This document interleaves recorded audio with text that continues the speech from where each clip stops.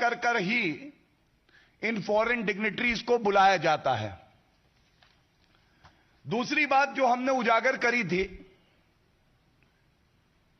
26/11 का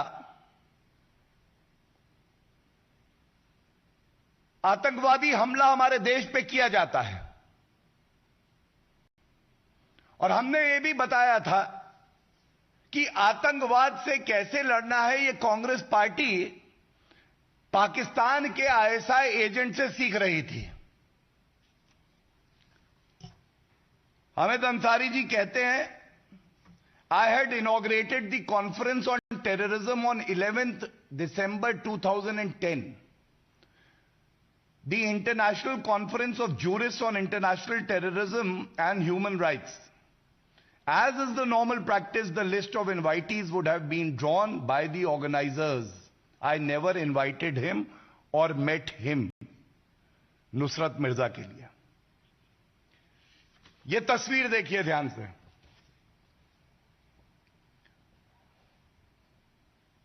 इस तस्वीर में ऊपर लिखा है सेकेंड इंटरनेशनल कॉन्फ्रेंस, उसके नीचे शीर्षक है टेररिज्म नेशनल एंड इंटरनेशनल,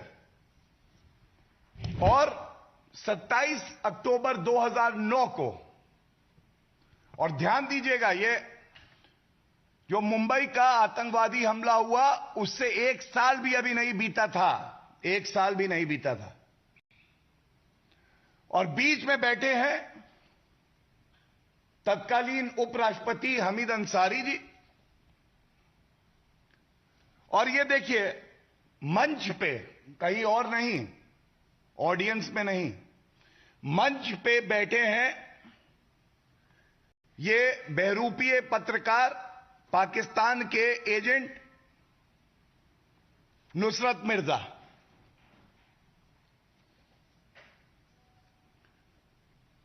तो अब वक्तव्य है हामिद अंसारी जी का और यह तस्वीर है और ये सवाल है, क्या ये सत्य नहीं है? कांग्रेस पार्टी इसका जवाब दे, सोनिया गांधी जी जवाब दीजिए, राहुल गांधी जी जवाब दीजिए कि इस तरह का कोई भी कार्यक्रम अगर उसका आयोजन होता है तो उसकी क्लियरेंस इंटेलिजेंस एजेंसीज के इनपुट्स के बाद की जाती है और वीजा देने का कार्य तो सरकार ही करती है, मिनिस्ट्री ऑफ एक्सटर्नल अफेयर्स करता है। तो ये कैसे हो गया कि ऐसा पत्रकार जो पाकिस्तान के आईएसआई से भारत की गोपनीय, अति संवेदनशील, मैं दोहरा दूं, जानकारी साझा कर रहा था, वो तत्कालीन उपराष्ट्रपति हामिद अंसारी जी के साथ बैठा हुआ है। दूसरी बात, इसी तस्वीर में अगर आप देखें तो सरकार के बड़े वरिष्ठ मंत्री भी बैठे हुए हैं। कांग्रेस की सरकार के वरिष्ठ मंत्री मंच साझा कर रहे हैं।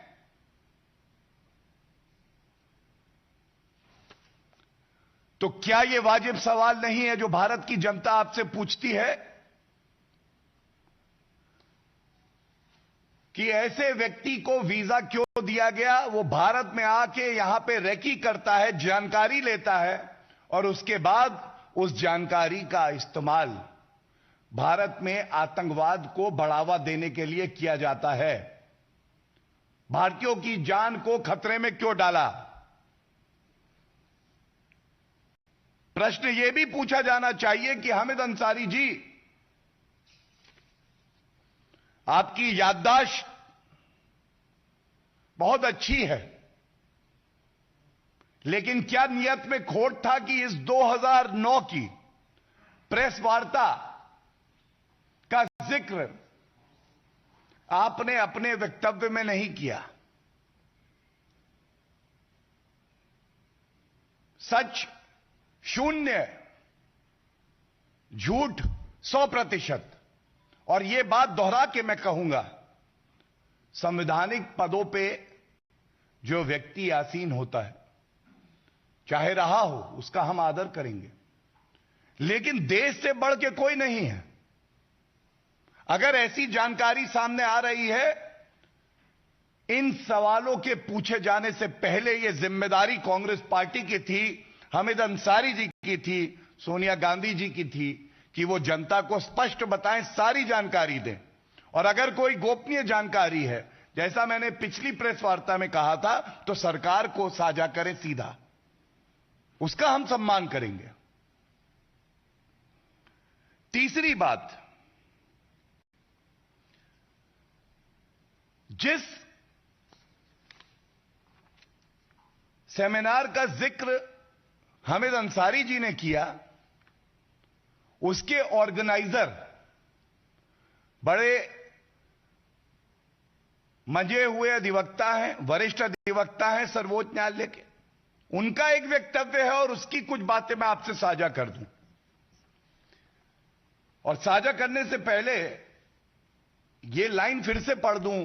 हामिद अंसारी जी कहते हैं, Nusrat Mirza, I never invited him और मेट हिम, लेकिन उपराष्ट्रपति का कार्यालय 2010 की जो कॉन्फ्रेंस थी, उसके लिए फोन घुमा के ऑर्गेनाइजर से कहता है कि आप कृपया करके जर्नलिस्ट नुसरत मिर्जा को इनवाइट करिए इस कॉन्फ्रेंस के लिए। क्यों कहा? क्या रिश्ता है ये? उपराष्ट्रपति का ऑफिस ऑर्गेनाइजर से कह रहा है, और ये 2010 की मैं बात कर रहा हूं, 9 की जो आतंकवाद पे सेमिनार था, वो मैंने तस्वीर दिखाई, वो बैठा है यहां पे, ये उपराष्ट्रपति बैठे हैं तब के, और साथ में केंद्रीय मंत्री बैठे हैं कांग्रेस की सरकार के। 2010 की कॉन्फ्रेंस में कहा जाता है कि उसको निमंत्रण दीजिए। दूसरी बात जो आई, और वक्तव्य से ही बता रहा हूं ये ऑर्गेनाइजर का, वो कहता है कि इंसिस्टेंस थी वाइस प्रेसिडेंट की, और जब नहीं बुलाया गया 2010 में, the then vice president Hamid Ansari ji expressed displeasure, नाराज हुए, आक्रोशित थे। अगर नहीं बुलाया गया और आप कहते हैं आप ना मिले हैं ना जानते हैं, तो क्या फर्क पड़ता है? ये नाराजगी कैसी? और उसके बाद कहते हैं कि हामिद अंसारी जी फेल्ट ऑफेंडेड। और सबसे बड़ी बात है, जो आप सभी बड़े प्रतिष्ठित पत्रकार हैं, ये जो कॉन्फ्रेंस में मुख्य अतिथि थे हामिद अंसारी जी, 1 घंटे का समय देते हैं और नाराज होकर 20 मिनट कहते हैं मैं रहूंगा, और जानकारी जो आ रही है वो 20 ही मिनट रुकते हैं। ये तथ्य ना बदला जा सकता है, ना छुपाया जा सकता है, और सत्य की एक ताकत होती है, आप जितना दबाएंगे, जितना छुपाएंगे, और मजबूती से वो सामने आता है।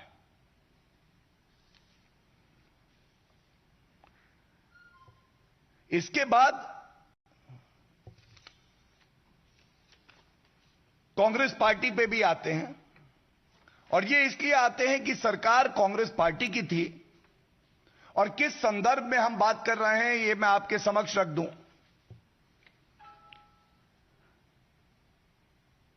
26/11 वो दिन है जब भारत की अखंडता पर, हमारे नागरिकों पर, हमारे सम्मान पर आतंकवादी हमला होता है।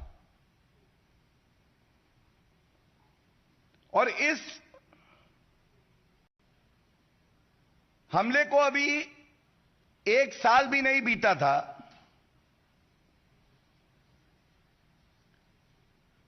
इस सेमिनार की आवश्यकता, जहां पाकिस्तान के एजेंट आके भारत को पाठ पढ़ाएंगे कि आतंकवाद से कैसे लड़ा जाए।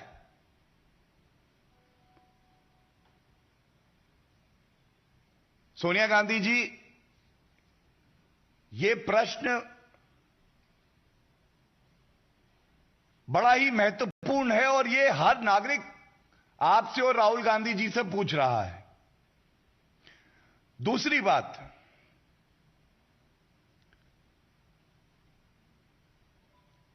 केंद्रीय मंत्री आपकी सरकार के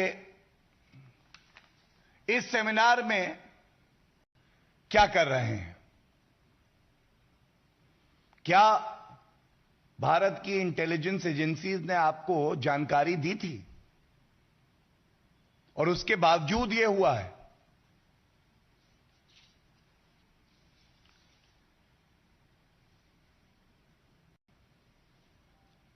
एक बात और सामने आपके रख दूं, जब यह सेमिनार ऑर्गेनाइज हो रहा था तब इस ऑर्गेनाइजेशन ने एक प्रेस वार्ता करी कि 27 अक्टूबर 2009 को हम ये आतंकवाद पर सेमिनार करेंगे। और मंच किसने साझा किया? उस वक्त प्रेस कॉन्फ्रेंस में मंच साझा किया था कांग्रेस के मंत्री रहे कपिल सिब्बल जी ने। अब आप मुझे बताइए कि अगर कांग्रेस की सरकार का सहयोग ना होता तो ये केंद्रीय मंत्री जानकारी देने के लिए भी, और वरिष्ठ मंत्री रहे हैं कांग्रेस पार्टी के, ये बात अलग है कि वो अब दूसरी पार्टी में है जो आतंकवादियों का समर्थन करती है, लेकिन जानकारी भी आपको थी राहुल गांधी जी। आप इस सेमिनार को समर्थन भी दे रहे थे और देश के खिलाफ आप काम भी कर रहे थे। और कुछ जानकारी जो बड़ी आवश्यक है, जब भी किसी सबसे ऊंचे संवैधानिक पद पे जो व्यक्ति बैठा है, चाहे माननीय राष्ट्रपति जी हो, माननीय उपराष्ट्रपति जी हो, माननीय प्रधानमंत्री जी हो, उनका कोई कार्यक्रम होता है तो एक प्रोटोकॉल होता है और उस प्रोटोकॉल में सबसे पहले संवैधानिक पद पे जो व्यक्ति बैठा है उसका कार्यालय जानकारी लेता है कि कौन कौन व्यक्ति इस कार्यक्रम में रहेंगे, मंच कौन कौन साझा करेगा, और यहां तक रूपरेखा और डिटेलिंग होती है कि इस मंच पे कौन कहां बैठेगा। तो अगर यह जानकारी साझा की गई हमीद अंसारी जी से और उनके कार्यालय से, तो क्या यह मानना सही नहीं होगा कि आपकी सहमति से ही और कांग्रेस पार्टी की सरकार चाहती थी कि ऐसा व्यक्ति भारत में घुसे और भारत की अखंडता को ठेस पहुंचाए? दूसरी बात, अगर हमीद अंसारी जी चाहते तो वो ये कह सकते थे और कांग्रेस की सरकार भी ये कह सकती थी कि इस व्यक्ति को यहां पे नहीं बुलाया जाए, हम वीजा नहीं देंगे, सरकार कह सकती थी कांग्रेस की, और मैं मंच साझा नहीं करूंगा, ये हमीद अंसारी जी कह सकते थे। तमाम बार ऐसा हुआ है। लेकिन जैसा हमें पता है, कांग्रेस पार्टी का चरित्र यह है, सर्जिकल स्ट्राइक का प्रमाण मांग लो, आर्मी चीफ को सड़क का गुंडा बताओ, जब पुलवामा में हमला हो तो उसको होम ग्रोन टेररिज्म बता दो, और इसीलिए आतंकवाद के खिलाफ जो मजबूत लड़ाई श्री नरेंद्र मोदी जी के नेतृत्व में हमारी सरकार लड़ रही है, उसमें सबसे कमजोर कड़ी कोई है तो वो हमारा विपक्ष और कांग्रेस पार्टी है।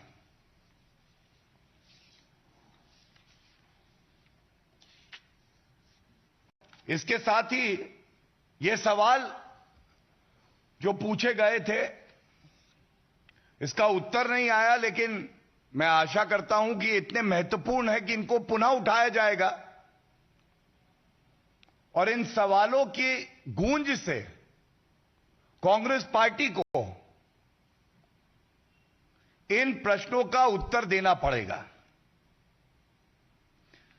कांग्रेस पार्टी का जो वक्तव्य आया है वो मेरे हाथ में है। हमने एक मुद्दा उठाया और उस मुद्दे को उठाने वाले को वो कह रहे हैं कि हम लोग की मानसिकता खराब है। लेकिन जो बात हमने उठाई कि आपने 5 बार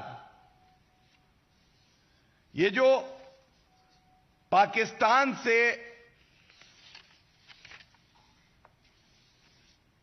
आईएसआई को जानकारी देने वाले नुसरत मिर्जा आए थे, इनको वीजा क्यों दिया?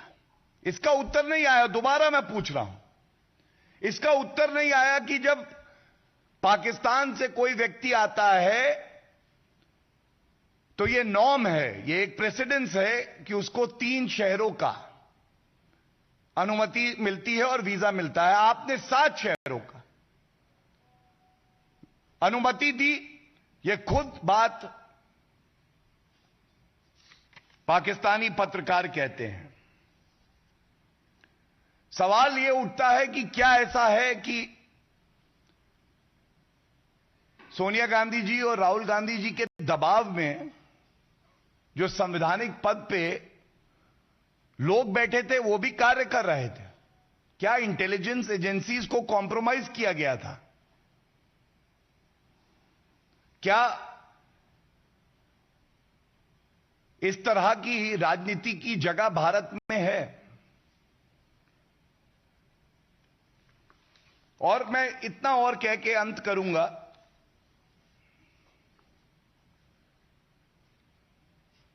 26/11 का ये जो हमला है, इसके बाद कांग्रेस पार्टी का चरित्र क्या रहा, चाल चलन क्या रहा? सबसे पहले याद करते हुए मेजर संदीप उन्नीकृष्णन जी को, जिन्होंने शहादत दी हमारे देश के लिए,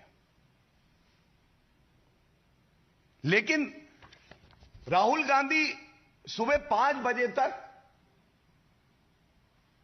पार्टी कर रहे थे। ये लेके आया हूं मैं। दूसरी बात, तत्कालीन गृह मंत्री बंद गले का सूट बदल रहे थे।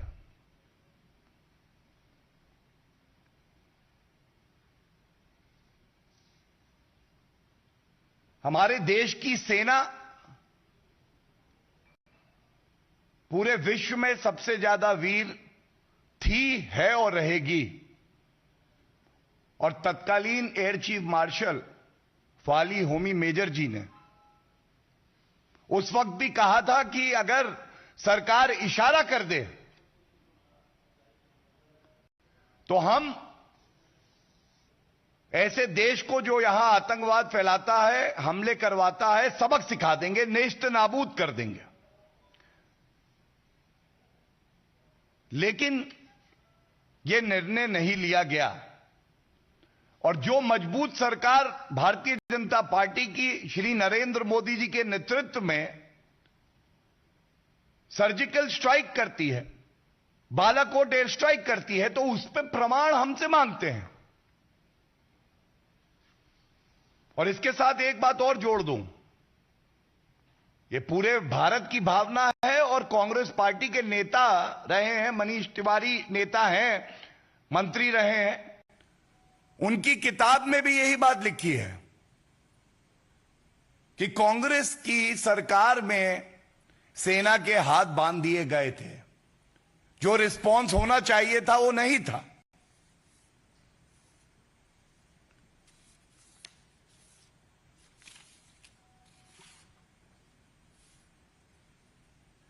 ये सारी बातें आपके समक्ष इसलिए रखना जरूरी था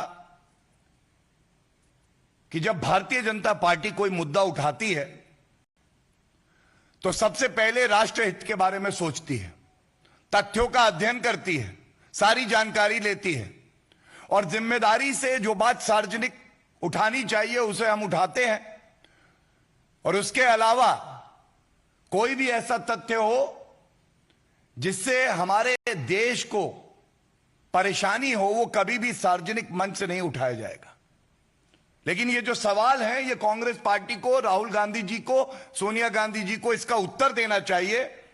ये तस्वीरें लाखों लाखों शब्द बोलती हैं, ये तस्वीरें आवाज है 140 करोड़ भारतीयों की जो चीख चीख के आपसे ये सवाल पूछ रहे हैं। धन्यवाद। Any questions? I will take them.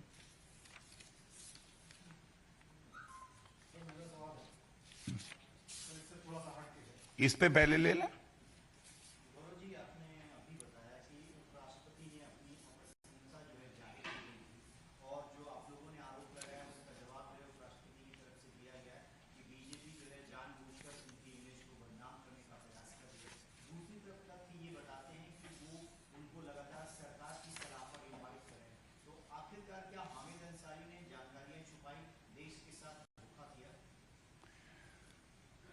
देखिए, जब कोई व्यक्ति बड़े संवैधानिक पद पे रहा हो तो हमारी भी एक जिम्मेदारी है।